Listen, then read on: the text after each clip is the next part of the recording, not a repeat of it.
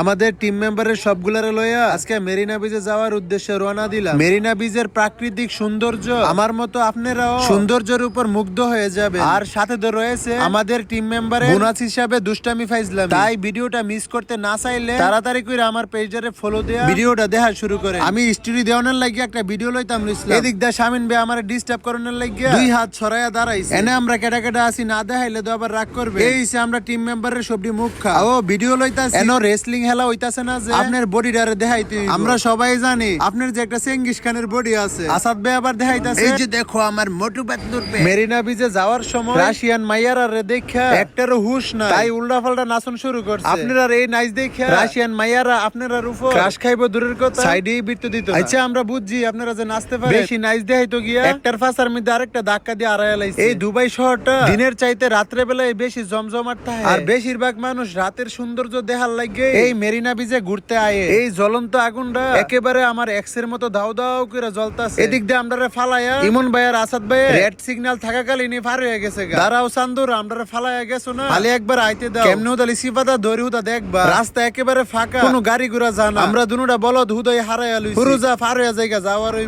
আহা আমরা পার হয়ে আই পড়ছি। এনো আয়া সাইরা ইমন ভাইরে দললাম, আমরা ফালাই আইলেন কি লাগিয়া আওয়ার পরে এনো আমরা আবুল বাবুল বুঝানো শুরু করছি। আমি কইতাছি নেক্সট টাইমে ফালাই আইলে টেডি বিড়ালটার মতো ফাক্কা দেই পানির মধ্যে হালাইয়া দিয়া। শত শত মাইল পাড়ি দেওয়ার পরে দীর্ঘ অনেকক্ষণ পরে অবশেষে মেরিনা বিচে আবার আমার পছন্দের চরকির সামনে আজকে যতটুকুই পারি এই মেরিনা বিচের সৌন্দর্য আপনারা দেখানোর চেষ্টা করা। যত কোনা কামছি আছে ভিডিওতে তুলনার লাগিয়া কোনো কিছু বাদ দিতাম না। আমার সুন্দরী আমারে কইতাছে অন্য 512 জিবি আছে, ওলে লোলে লোলে আমারে বলতে হবে না, আমিও জানি। এই মেরিনা বিচের এই চরকির একটু ভিউ দেখানোর লাগিয়া হাজারো মানুষ হাজারো মাইল পাড়ি দিয়া এই বিচের মধ্যে আয়ে একটু নিঃশ্বাস নেওয়ার লাগিয়া। এটার সৌন্দর্য এতটা ওই যে কেউ এটার প্রেমে পড়া যাইব। যেমন সর্বপ্রথম আমি ওই পড়ে গেছি, তবে দুঃখের বিষয় এই চরকিটার একটা ফায়ার ডাইবা যাওয়ার কারণে তার লাগিয়া মানুষের লইয়া এটা এখন চলতে পারে না। চরকিতে না উঠতে পারলে কি হইছে, এনের সৌন্দর্যের কোনো কিছু ছাড় দিন যাইতো না। এত সুন্দর একটা দুলনা এনো খালি পড়া রইছে, তার লাগিয়া আমিও শৈশবের চিন্তা করি কতক্ষণ মাগনা দুলনা হায়া যায়। আমার ছোটবেলার মতো এটারও সামনের দাঁতরা মনে পড়ে গেছে। এর লাগিয়া এটার এই অবস্থা, সামনের দাঁতরা পড়লেও যে এত সুন্দর লাগে তার উদাহরণ এই বিল্ডিং। সারাটা দিন যত ব্যস্ততার যত ফেরার মধ্যে থাকেন না গেলে আপনার মাইন্ডারে ফ্রেশ করার লাগে এখন সবচাইতে সুন্দর জায়গাটার মধ্যে লইয়া যাবো। এই জায়গাটার মধ্যে গেলে আপনার আর হ্যান থেকে আইতেনি মন চাইতো না। এই জায়গাটার মধ্যে আইলে আপনার মাইন্ডটা এমনি ফ্রেশ হয়ে যাবে।